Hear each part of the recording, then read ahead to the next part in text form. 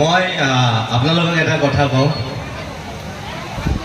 এই অনুষ্ঠানটোৰ মই অতিথি, মোৰ লগতে হক ছাৰ অতিথি। আপোনালোকে বেলেগ বাদ দিয়ক, এই যে সৰু সৰু ল'ৰাবিলাক আছে, ল'ৰা ছোৱালীখিনি আছে, তেওঁলোকক কাৰোবাক সন্মুখত আদৰ্শ কৰি যদি সপোন দেখুৱাব লাগে জীৱন্ত ৰূপত, তেতিয়াহ'লে এই মানুহজনক লৈ আপোনালোকে সেই সপোনটো দেখুৱাওক। যাৰ হাতত মাত্ৰ 85 টকা আছিল, এটা সময়ত 85 ৰুপিজ লৈ যি পল্টন বজাৰত নামিছিল, সেই মানুহজনে এতিয়া আনক দৰমহা দিয়ে 1 মাহত 6.5 কোটি টকা। এয়া কেনেকৈ সম্ভৱ হৈছে? এয়া হৈছে দুটা শব্দৰ কাৰণে, মাত্ৰ দুটা শব্দ। এটা হৈছে ইচ্ছা শক্তি আৰু আনটো হৈছে আত্মবিশ্বাস। প্ৰবল ইচ্ছা শক্তি আৰু আত্মবিশ্বাসৰ অধীন হোৱাৰ কাৰণেই আজি হক ডাঙৰীয়া সেই পৰ্যায়ত উপনীত হৈছে। গুৱাহাটীত তেনেকুৱা মুষ্টিমেয় সংখ্যক ব্যক্তি আছে যি তলৰ পৰা উঠি গৈ ইমান ওখ হৈছেগৈ। এটা সময়ত গুৱাহাটী মেডিকেল কলেজত পঢ়া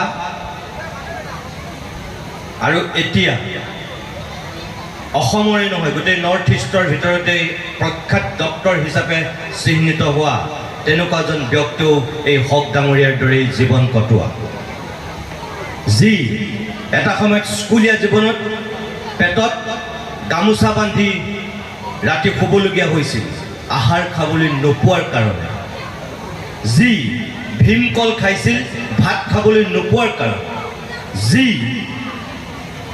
ৰাতি যদি ভাত এজনে খাইছে, দুপৰীয়া ভনীয়েকে খাইছে, ৰাতিপুৱা ভায়েকে খাইছে, অৰ্থাৎ 3জন সন্তানৰ ভিতৰত 3 সাঁজ ভাত খাব পৰাকৈ সেই ঘৰখনত শক্তি আৰু সামৰ্থ্য নাছিল।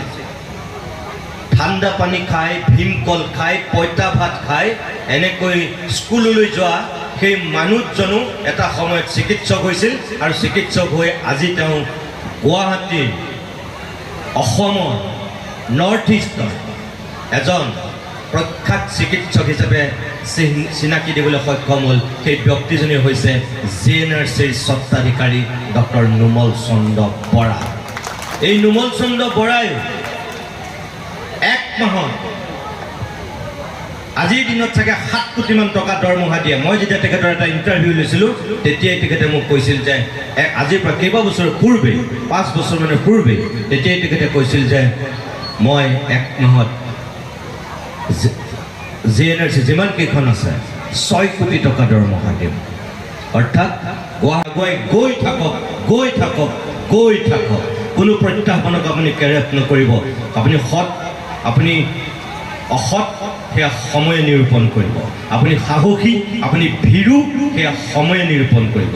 আপোনাক ভগৱানে আল্লাই যিদিনাখনলৈকে অন্যায় নকৰে, মানুহে অন্যায় কৰি অলপ দিনৰ কাৰণে ক্ষতি কৰিব পাৰিব, কিন্তু ওৰেটো জীৱন নোৱাৰে।